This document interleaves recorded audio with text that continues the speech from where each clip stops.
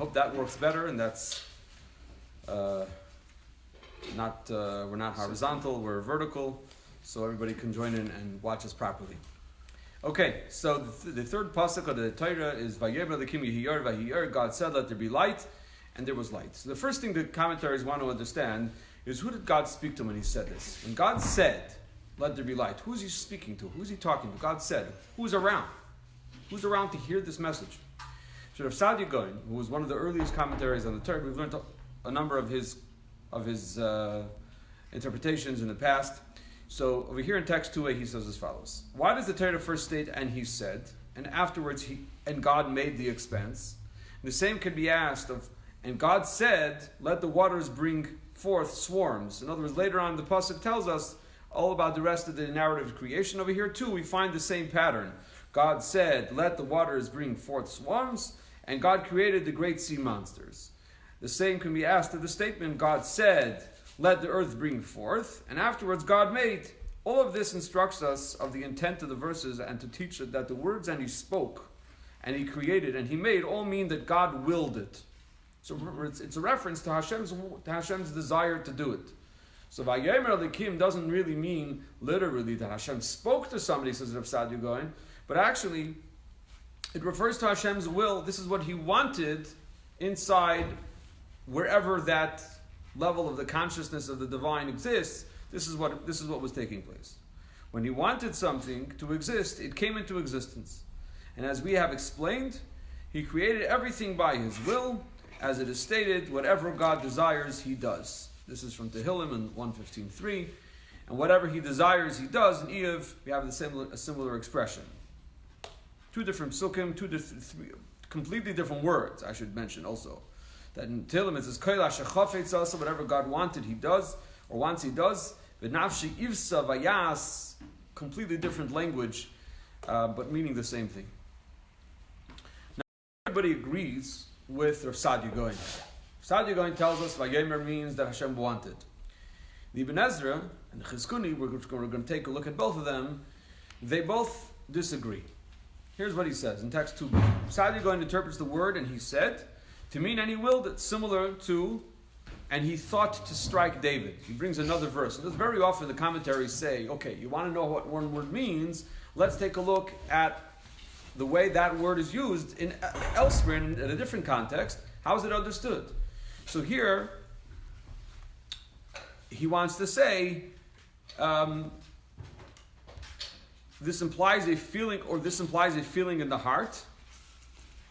And Rav Sadia understands the thoughts of those who are holy are to be equated with action. In other words, what he's saying, and the way he understands Rav Sadia Gaon, is that as soon as God wanted it, it happened. That's what the meaning is. Vayomer, meaning He said He wanted it, and immediately it happened.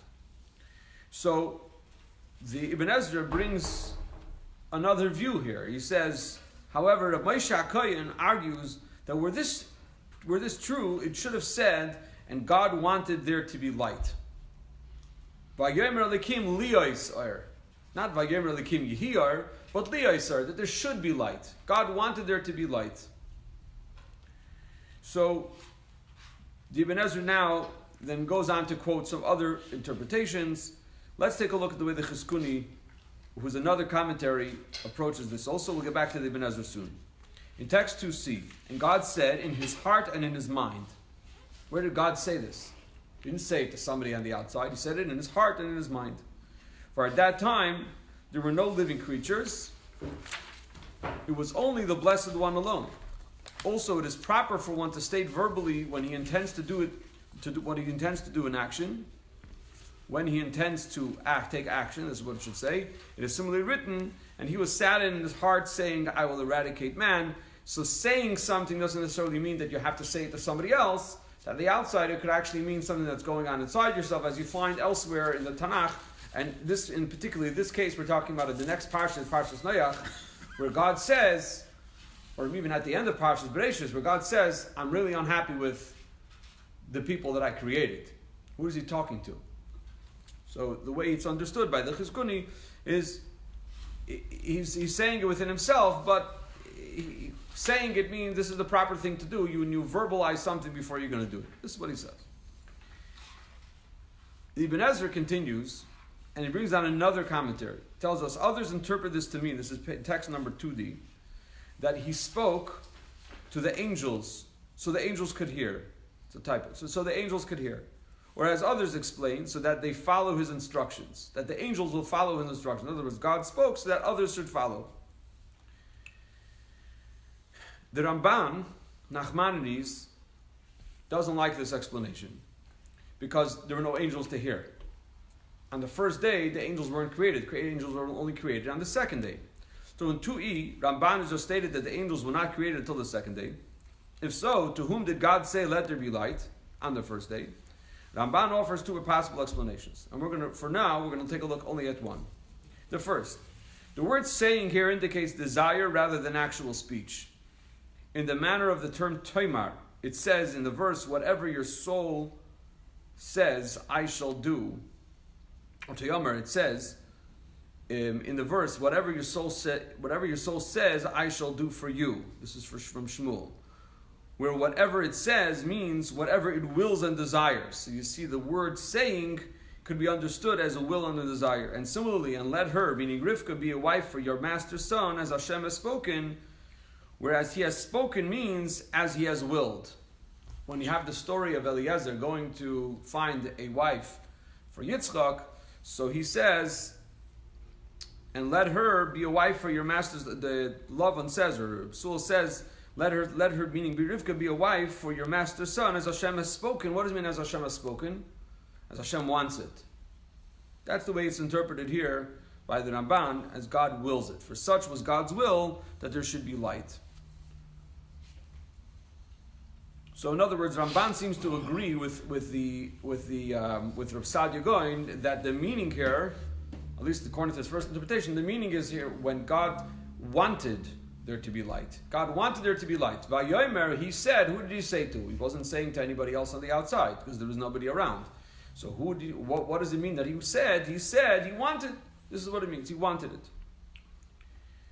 And as soon as he wanted it, it happened. The Ibn Ezra continued and brings down another commentary from, I believe this is the Kuzri, from Yehuda HaLevi. And he says, Rabbi Yehuda HaLevi understands this to mean that creation required no delay, instrument, or time. The Torah merely speaks in the language of humanity so that it be understood that for human beings, speech is easier than action, but for God, it is all the same. In other words, for us human beings, it's easier to talk. Everybody knows that, right? Talk is cheap. Action is the one that really costs us. By God, it's all the same. Talk, speech, action, deed, it's all one big thing. So the Ibn Ezra says, I've already alluded to the correct interpretation. He's not really that satisfied with what the Kuzri says, but nonetheless he does quote him. And this idea of the Kuzri is actually echoed also by the Ramban, by Nachmanides in 2G here in the next text. The second explanation, says the Ramban, if you remember earlier he brought us the first one, which was in line with Rav Sadia Goy. Now he's telling us a second explanation. Alternatively, saying is to be understood as thought, as in the verses, she who says in her heart, only I and none but me. Saying in your heart, how do you say something in your heart? So it's thinking. This is what it refers to. And the captains of Judah will say in their hearts, the inhabitants of Jerusalem are a source of strength for me. And so now the Ramban concludes, and he says the reason Scripture uses this word is to tell us that it was done without any toil on God's part. It was done without any toil on God's part. That's why it's Hashem thought. In other words, just like thinking doesn't take any major effort, unless you're like really out of it, and to think like, I have to really exert myself to think. But here, normally thinking is part of life. This is what we do, we think. So this is the understanding of the Ramban. And just finishing off the Ramban, he says our sages too refer to this saying. In other words, in our pasuk, we're talking about Vayomer Hashem, Vayomer Elokim Yi. God said. What does it mean? It means thinking.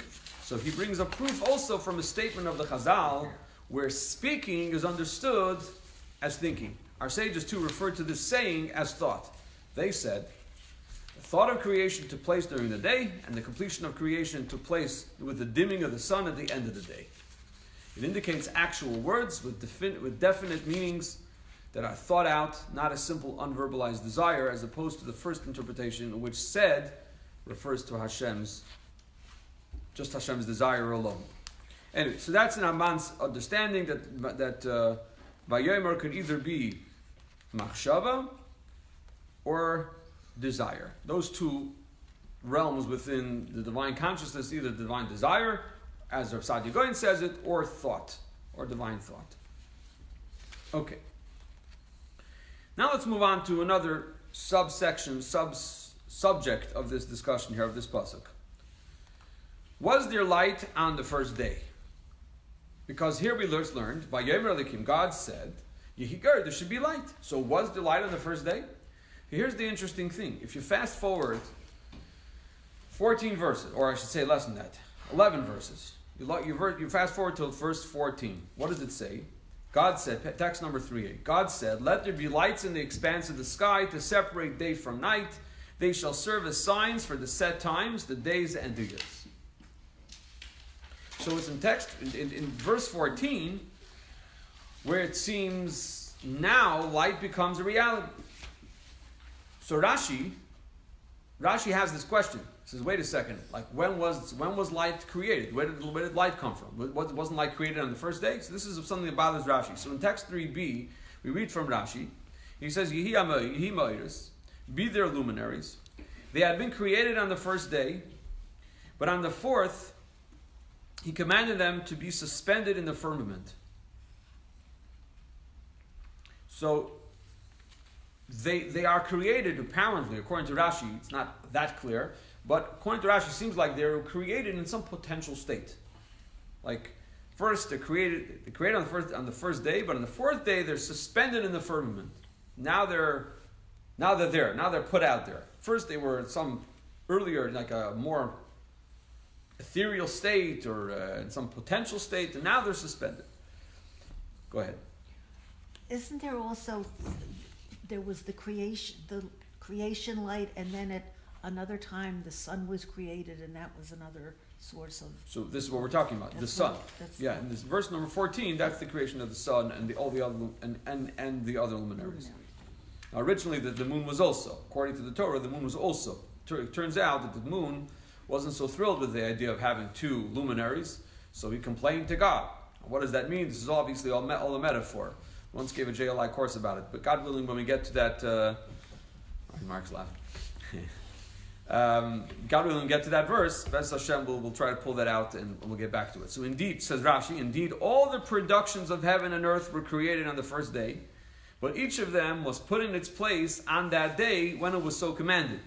So everything began at the very beginning, the very first day, and later Hashem put everything in the right place. In reference to this, it is written, Es HaShamayim, in the beginning God created that which was Es, with the heavens, meaning an accessory to heavens, in order to include all the productions of heaven, Ve'es Haaretz, to include all the earth's productions, everything that's accessory to the earth as well. So according to Rashi, the light began on day 4 with the suspension of the luminaries. That's the way Rashi understands it. Ramban doesn't agree. Ramban says no. When the Torah says Vayomer Elikim Yehi Or, there should be light, that implies something that is in the present. And that's in text number 3, Steve. Let's take a look at Ramban inside. Ramban elucidates the meanings of the words, let there be light. The word expressing to be, Yehi, let there be, in our verse, indicates something happening in the present. As in the verse, and you are becoming Hoive, their king. This is from a verse from Nehemiah, one of the prophets. And over there, the term is used also in the present. You are now becoming. It's something that's happening now. Therefore, we interpret that which Scripture says to mean that when God created the material, the hulid, meaning the hiyuli, the one we referred to from the Ramban many times before, Ramban is of the opinion that first Hashem created everything in like this potential matter, and then drew out everything from that potential matter. He says, God created everything, created the material, the hiyuli of the heavens, meaning the potential of the heavens. He subsequently said that there should come into being out of that material a shining thing which he called light. In other words, according to the Ramban, on the first day, there was already some type of light. There was some type of light. We didn't have the sun, You could still have light without the sun. That's the way he's understanding this. Now, this commentary, I'm just putting in a note from the Art Scroll Ramban, which is a wonderful source for our English translations of the Ramban.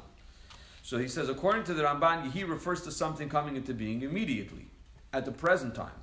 Therefore, he explains, we must say that the light was created and came into full actual existence at this time, and was independent from the sun, which was created later. This comes from a number of commentaries on the Ramban. We'll first take a look at Rabbeinu Bachya, who was a student of the Ramban, who adds something here to the mix. And then I want to call your attention to another text here, which is interesting. It's from a more contemporary author, which might help us understand the Ramban a little bit better. So in 3D, Rabbeinu Bachya says, don't be surprised that the luminaries were not created until Wednesday. The divine command issued on Wednesday was that the luminaries should begin radiating their light upon the earth, because on Sunday the light did not extend to the earth below, rather it remained only in the expanse of the heavens. So first, the light didn't reach the earth. By the time Wednesday came around, that's when it did, by God's command. Now, how that all adds up with what we understand, what we know scientifically about the speed of light, and how, therefore, what the age of the universe, etc., we can get there, God willing, with time. There's an important Ramban and a Barbanel about this, about the days of the days of creation. We'll get there, Be'ez Hashem.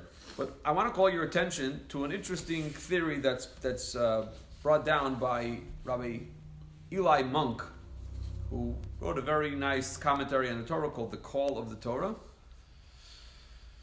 And the work that I cited a number of weeks ago, 6 Days of Cosmology, if you remember that one, he relies heavily on Monk's works, because Monk brings down a lot of scientific stuff, and I think he has another expanded work besides for this one that I'm referring to. He has another one which is very interesting. So here's what he says over here in text 3e. And there was light. This light, which is distinct from that distinct from that which I think subsequently was radiated by the sun, is to dissipate the darkness which covers the abyss. The theory of cosmic nebulae provides an answer to the old problem of where light came from before the sun was created. The astronomer Halley wrote, these nebulae completely resolve the problem which the biblical account of creation presents, namely that light could have been produced without the sun. So now exactly what that theory is, that's your homework for next week. But apparently there's such a possibility, that there's such a thing of can generate light without dafka having the sun. You don't necessarily have to have the sun for the concept of light. It could be this is what we're referring to in the Torah. We'll see a little bit later that at least from the Kabbalistic perspective, from the mystical perspective of the Torah, it's a lot deeper than that. It's not just a physical entity that generated light, but there's something much deeper to that. Okay. Was there an interpretation where the original light was set aside for the next world? Yes. Was that we're going to talk about that, yes, momentarily. Mm-hmm. So let's ask another question here. Why does the Torah not state, and it was so? If you take a look at the account of creation, the narrative of creation, every time God wants to create something, it says, Vayomer Elokim Yehi, there should be, Vayehi, and it was so. But when it comes to the light, it doesn't say Vayichein. Vayomer Elokim Yehi Or. What does it say? Vayi Or. It doesn't say Vayichein. God said there should be light, and there was light. But it doesn't say Vayichein, and it was so. What are we missing? So the Ramban picks up on this question, and really, most of the commentaries really take the same general thrust, to have the same general thrust. Let's learn the Ramban inside here in text 4a on the right column of page 4. And there was light. Scripture does not say, and it was so, as is stated regarding the other days. Because the light did not remain in this form for the remainder of the days, as did the remaining acts of creation.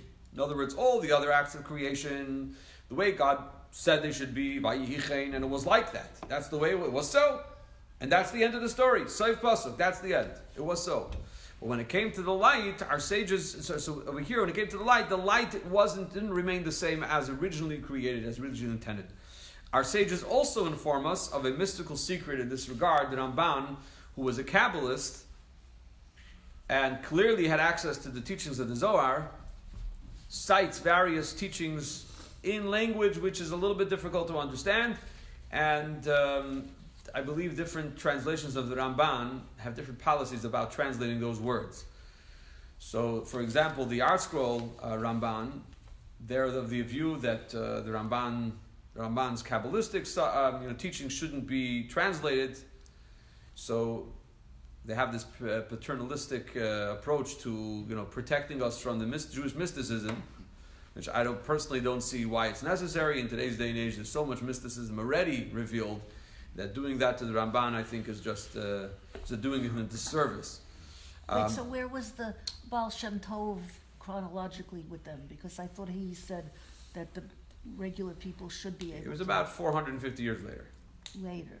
The Baal Shem Tov. But the Baal Shem Tov wasn't the first to teach Kabbalah in this open manner. According to what the Alter Rebbe writes in the Tanya, the Arizal already teaches us that it's a mitzvah, mutaru mitzvah legales es chachma. It's permitted, and it's already a mitzvah to teach this, to reveal this wisdom. In the time of the Arizal, we're talking about the 1500s, which is a couple hundred years after the Ramban. So it used to be, the way it's understood by the Rabbeim, by Chassidus, etc., is that it used to be a lot more dangerous in a spiritual sense for people to have access to the teachings of the Zohar and teachings of Kabbalah, as we saw unfortunately throughout history, where some who were uninitiated or who abused the Kabbalistic ideas, such as Shabtai Tzvi and people like that, ended up leading many astray and causing great destruction. But in today's day and age, it's different. It's just different, and this is part of the whole revolution of Hasidus. This whole idea of revealing the mysticism in Torah.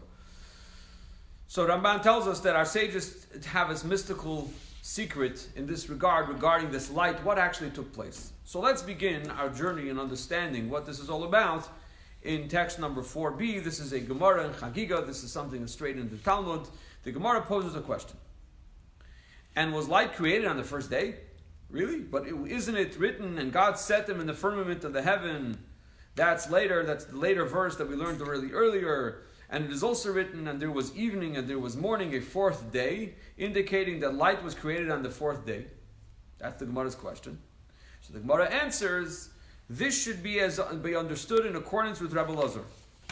As Rabbi Lazar said, the light of the Holy One, blessed be He, created on the first day, was not that of the sun, but of a different kind of light, through which man could observe from one end of the world to the other.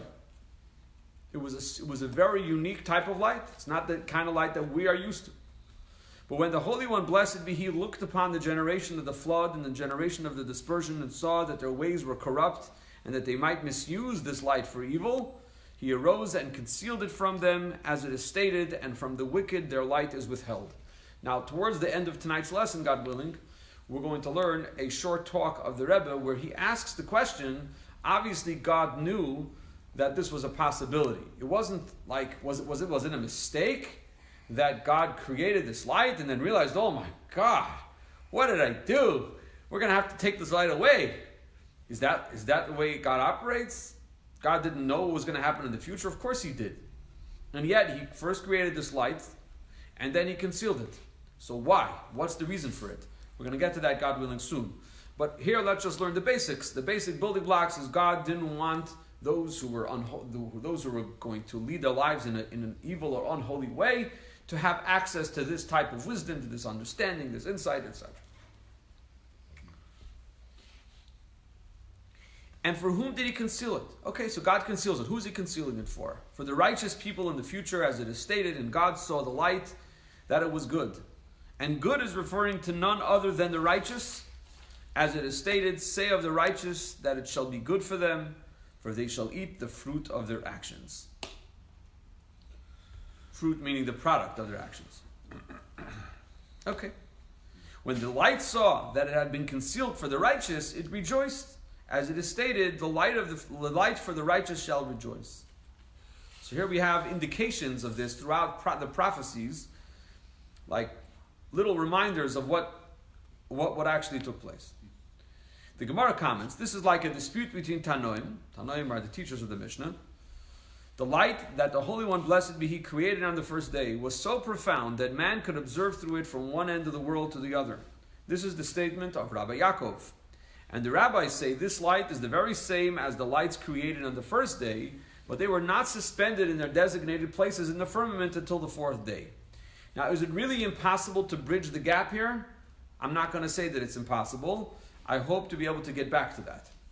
In other words, can we bridge the gap between these two opinions? One says, Rabbi Yaakov says it was a special light you were able to see from one end of the world to the other, and that was completely concealed. And then you have the other opinion which says, no, the light is the very same light as that which created it. In other words, this light is the very same light as the lights created on the first day, but they were not suspended in the designated place in the firmament until the fourth day, meaning ultimately on the fourth day they continued to have some of this light, according to this last opinion. Now there's a very beautiful twist that the Gura, Rabbi Leo Vilna, in his commentary on the Torah, points out with regard to the words that are used in the pasuk. The pasuk says "Vayihi or," "Vayomer Elokim Yihi or," "Vayihi or," and there was. So what's going on over here? He says if you pay attention to the words, and any time the word Vayihi is used, the implication is almost always a negative one, denoting pain, unlike V'haya, which implies joy. I'm just giving you an example off the top of my head. V'haya ki v'yacha Hashem lekecha. When God will take you to your land. In other words, this is a positive thing. Now, mind you, v'haya isn't always that. But the truth is, I can't remember if there's any other place that's not. Like, let's say, v'haya im shamaya tishmo mitzvah Yisai, it will be if you listen to all my commandments, then God says I will give you rain and a time, etc., etc., etc. In other words, there's a positive connotation. This is logical because the word Yehi refers to the future, and when it is preceded by the prefix Vav, and the word is transformed to imply the past. Va-Yehi. So Yehi could mean it shall be, but that means in the future. Va-Yehi, and it was, it takes the whole thing and turns it around. So he has a very interesting insight here. He says, the word Haya, let's finish off what Haya means as opposed to Va-Yehi, and then we'll see how he explains it. The word Haya implies the past, and when preceded by the prefix Vav, and it transforms the word to imply the future. So Haya means the past, it was. Vehaya, and it will be when such and such a thing will happen. So it says, logic dictates that one should not be distressed or worried over things that can be acquired, such as riches, that one never possessed. It's like if you never had a connection with such a thing, why feel distressed that you don't have it? It's not for you. So he gives an example. Or for an ordinary citizen to be distressed over not being appointed the emperor. An ordinary citizen doesn't feel distressed over not being appointed the emperor. They may be distressed about something they already have a connection to, something that is rightfully theirs, something that they have earned. But to say, I deserve a huge palace and who knows what, and a golf course and a private jet, I don't feel distressed over the fact that I don't have it. Yeah, I can feel some pressure when it's time for mortgage, but other than that, the stuff that I would normally have a connection to, that's what I feel distressed over. I don't have it, but not something that is beyond my pay grade. Let's just finish the text for a second. We'll go back to the question. Therefore, whenever the word Vayihi is used, it implies that the person's world was turned upside down, and that he has been deprived of that which should have been his. And they are now merely in the past. Thus, Vayihi denotes pain. Vayihi, and it was. Yehi normally means the future. What you should normally have. Vayihi means that it was all turned upside down, means the stuff that you normally should have, it's not like that. You lost it. However, the word Vahaya refers to acquisitions that ordinarily would not have been his. But he has now come to possess them, and they will be his in the future. Thus, Vahaya is a term that implies joy.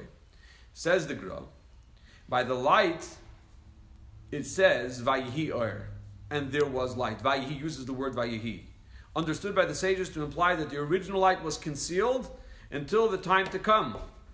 For this reason, the Torah does confirm that the original light remained, does not confirm that the original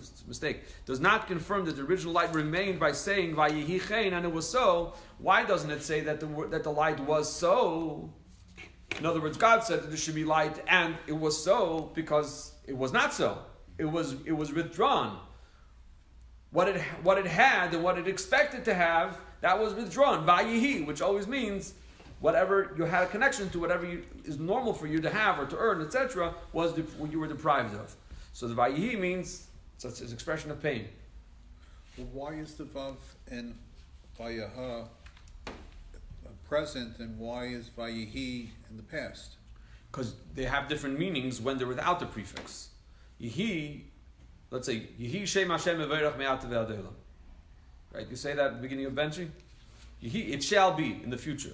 Vayihi, let's say, Vayihi B'mei Achashverosh, and it was in the time of Achashverosh. That takes the word and flips it around. The Vav transforms the word into something else altogether. The implication is something altogether different. Yeah, but there's a Vav in Vayaha also. So by Haya means it was in the past, not it will be in the future. Haya is just the exact reverse of Yehi. Haya is it was in the past. Haya, and if it will be, meaning in the future. So the girl reads into this and says that it's implying that you're going to be getting things that you wouldn't normally expect to get. He means you're going to lose what you already have. That's what he said. Normally, when something happens, like Vayhi would be like something that we did wrong or something that might have. Well, is there like a great question? Was it something that somebody did? Obviously, nobody was around to do anything. No, but that's what I was going to say. That was why didn't the light? I guess. Okay, so let's try to get to that and to the answer to that question in the final phase, in the final sikha that we're going to learn together. Hopefully, we will be able to learn that. That's already coming up in 6a, so it's coming up soon. Okay. Now, there's this very interesting medrash. Text number 5a tells us this medrash appears in a number of places. We're going to see soon that the Rambam refers to it as it appears in Pirkei de Rabbi Eliezer, that the teachings of Rabbi Eliezer, very famous medrash. The Rambam is going to have a serious problem with it. Let's take a look at the medrash as it appears in Medrash Rabbah, which is a different work. He says, I've heard that you are a master of Agadah. This is in 5a, page 6. I've heard that you are a master of Agadah. Tell me whence the light was created. Where did the light created from? So he replies to him, Rav Shimon Yitzadok. Rav Shimon Yitzadok asked Rav Shmuel bar Nachman, tell me where was the light created from? So he replied to him, Rav Shmuel answered him, the Holy One, blessed be He, wrapped Himself therein as in a robe, and irradiated with the luster of His majesty, the whole world from one end to the other. Okay? In other words, where does light come from? Light comes from, God garbed Himself in a talus, in a shawl, and in a robe, and that's where the light comes from. The Rambam, in the Guide to the Perplexed, is very disturbed by this medrash.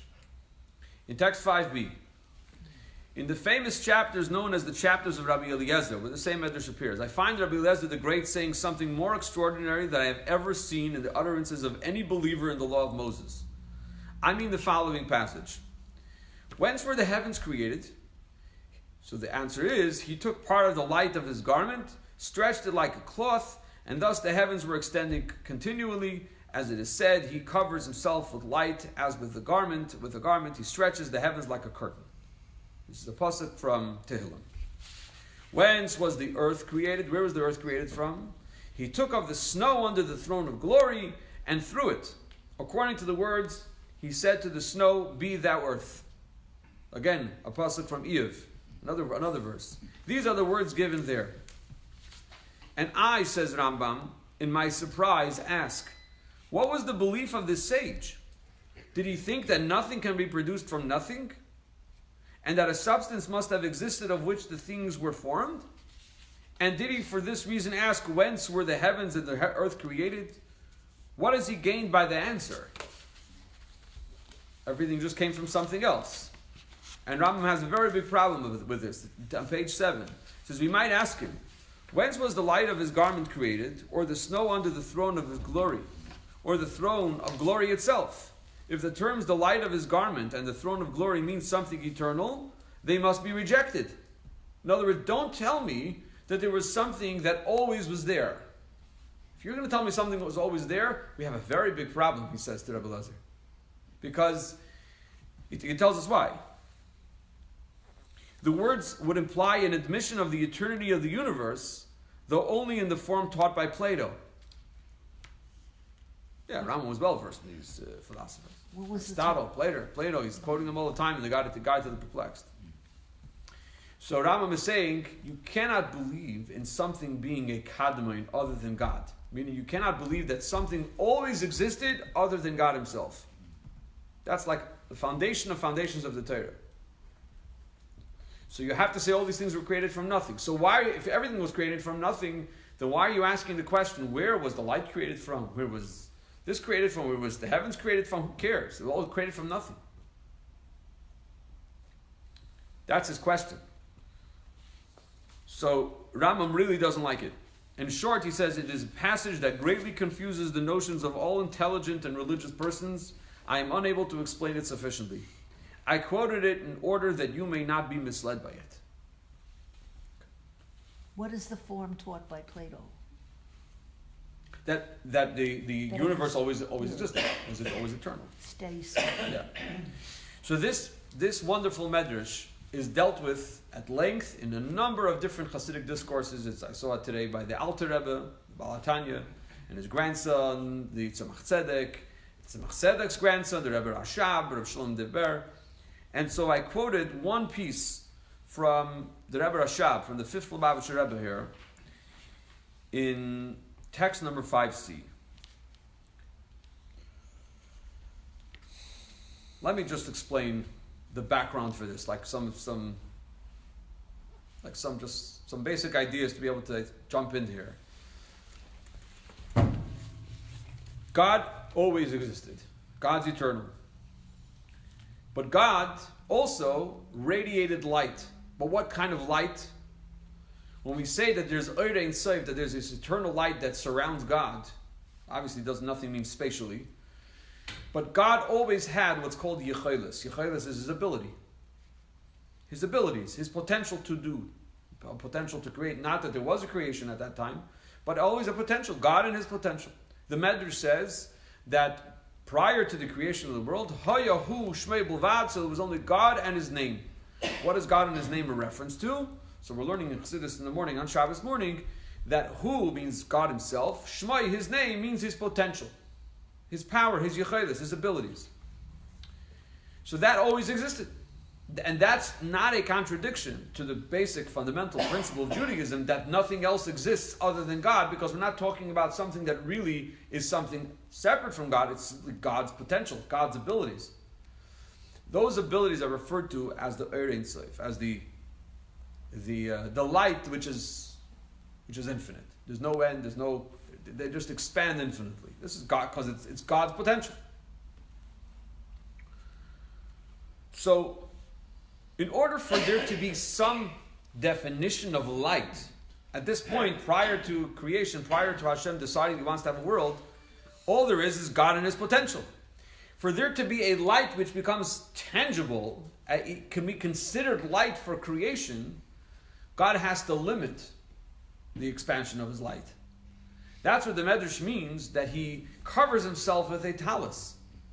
What does it mean he covers it? It's a metaphor. It's a metaphor for God putting a screen, a veil, so that the expansion of his light doesn't overrun and overwhelm the creation that he's trying to make. Let's take a look at this in text 5c. This is the question: where was the light created from? Meaning, how is the sublime light transformed into something that can radiate within a created context?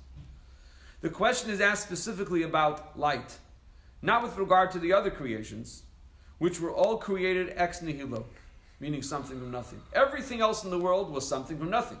But light is the radiance from the essence of God, meaning, as I explained before, it's God's potential. It's God's everlasting and eternal abilities. For which reason the light is in a constant state of attachment and withdrawal to its source, and does not express or reveal. The Medrash thus wonders, how is the light created so that it can be illuminative and revelatory? Meaning, how could it illuminate and reveal? How is it possible there should be a light now so that the light can reveal something from, like, give over something which previously was not realized, or illuminate? So the answer to this, he says, is that God wrapped himself in a garment. In other words, the light of God could not have possibly been characterized as light that could be appreciated unless God had it be clothed, take out the word would, be clothed within something that seizes it and causes it to manifest itself. And this garment itself conceals some of the light so that it can be regarded as light that can illuminate the created worlds. And elsewhere in Chassidus, it's brought down that fire has an origin. We've learned this before from the Rambam. Rambam in Maimonides in the Guide to the Perplexed, in one of the previous lessons, he explains that the origin of fire is beyond light. It's beyond anything that's something that we could appreciate.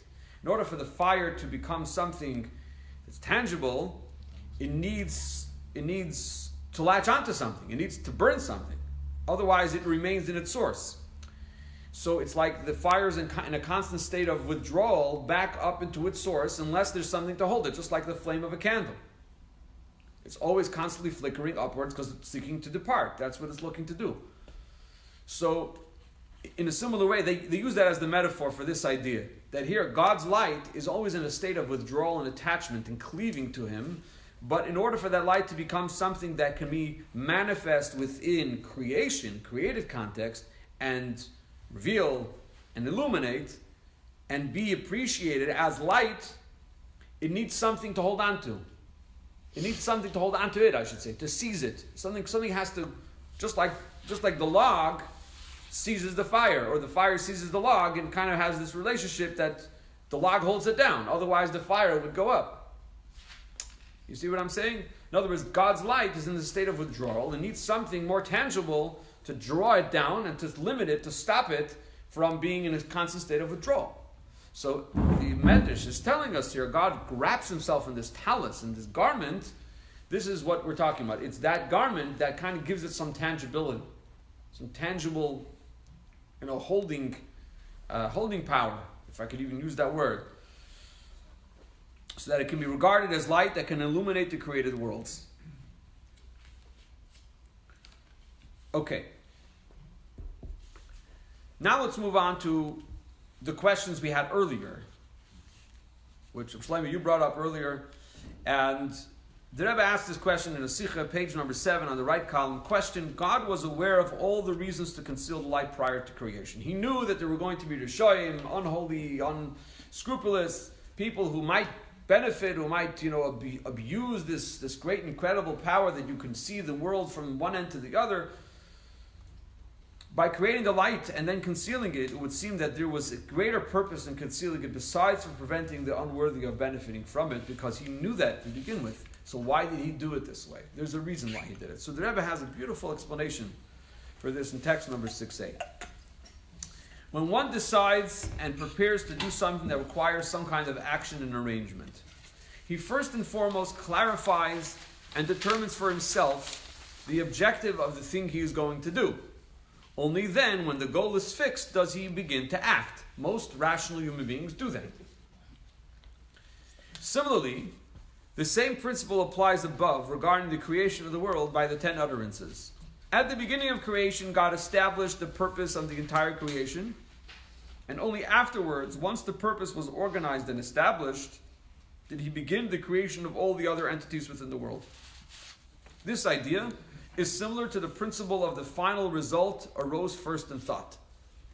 In the words of the Chadaydi, Seif Ma'aseh B'machshav Tchila. They always tell you in teacher training school to think about that before you walk into the classroom. What is the objective of your class? What do you want them to walk out with? What you want them to walk out with, and then you can build yourself up backwards.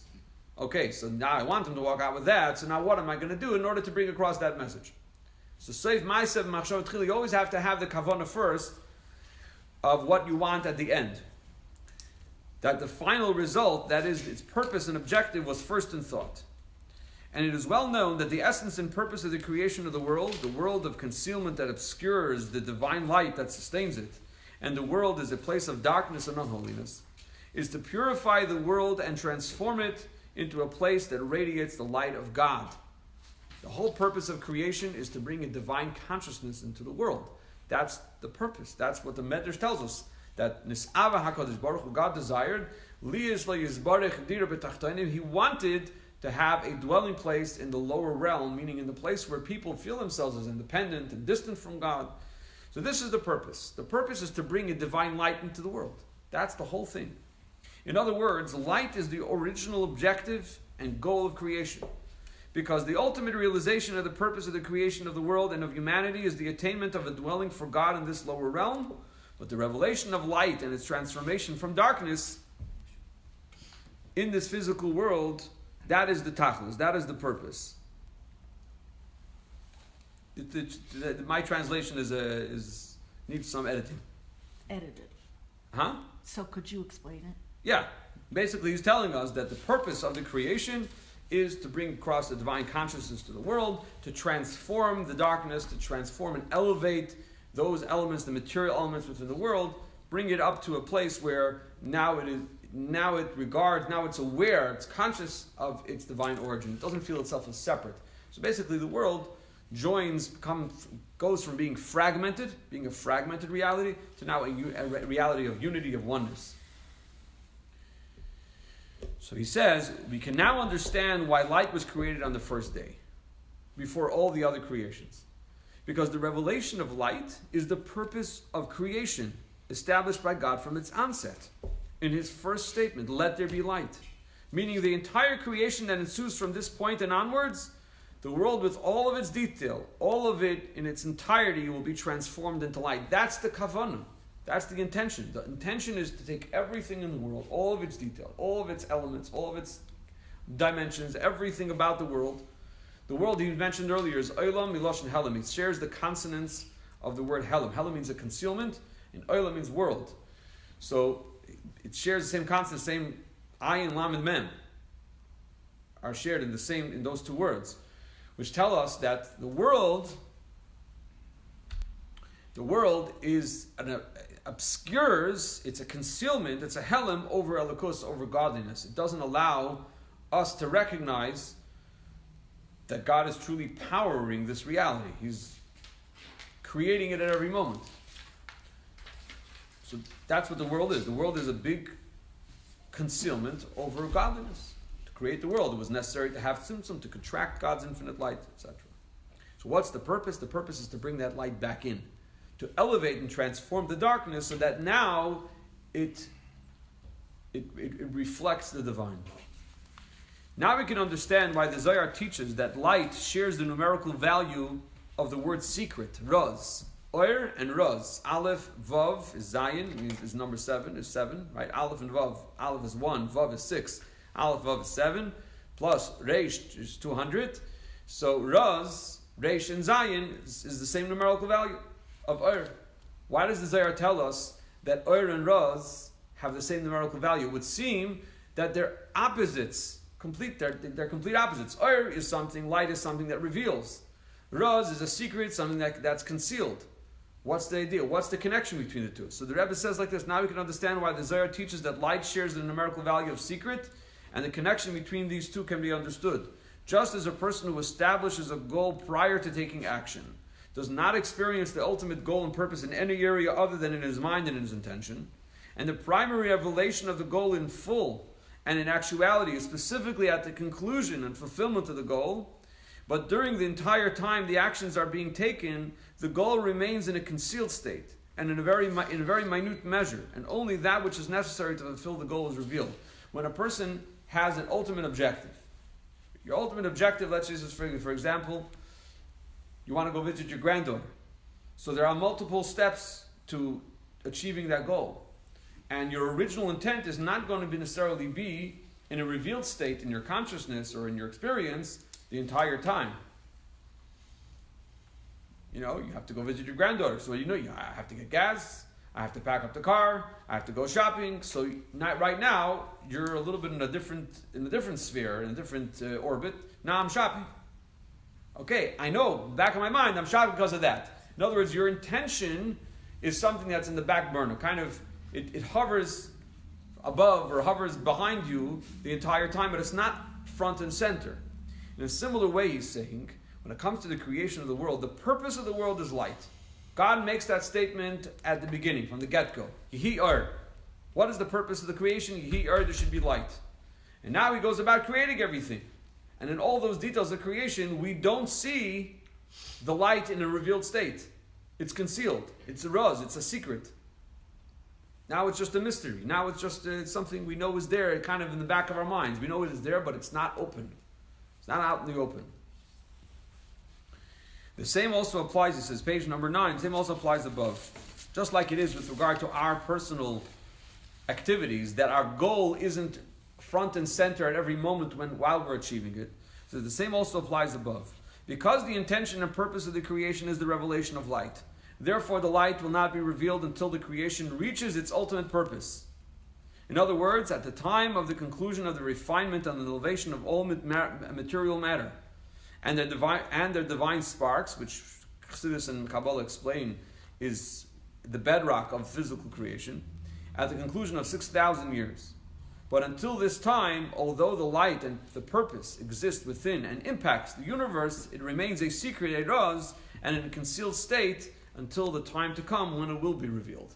So the idea is here that throughout this expanse, throughout the time, I should say, the duration of the creation, its ultimate purpose, meaning the light that's going to be revealed at the end of time, is not something we see now. It's not something we can experience now. It's just like when we do something, we have an intention, and that intention only comes out later when the whole thing is fulfilled. So finally, when the purpose of creation will be fulfilled, that's when this light will be something that will be tangible and something that we can experience.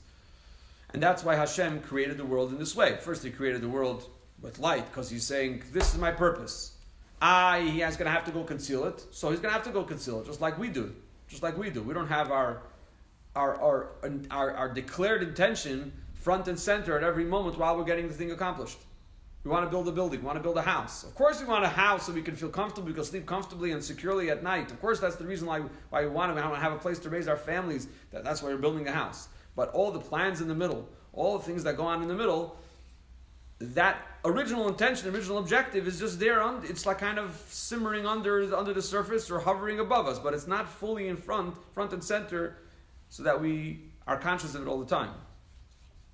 The Rebbe then concludes the Sikha, but I didn't put it in here, was that every Jew, every day, has a mini series, a mini creation, a mini trajectory that we just talked about, a mini trajectory just like that reflects that and mimics that.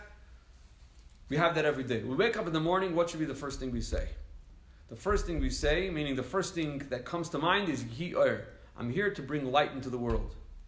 But then throughout the rest of the day, you have all kinds of things you got to engage in. You got to do all kinds of things. You got to take the kids to school, you got to make breakfast, you got to clean the house, you got to clean there's all kinds of things you're going to do.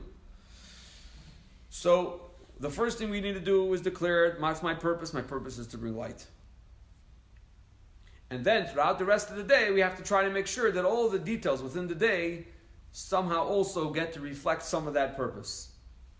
But the first things first. The first thing is, as we see over here in text 6b, which also comes from that work, The Call of the Torah, Rabbi Monk, he quotes the Alter Rebbe in the Tanya. It's interesting, I haven't yet seen him quote the Alter Rebbe in Tanya in chapter 36. It says, let there be light. Since the time of creation, since man was first separated from the radiant celestial sphere by thick layers of matter, the most urgent task for us and for the future generations is to make light burst forth from the midst of the darkness. That's our task, Yehir. Our task is here to bring light to our reality.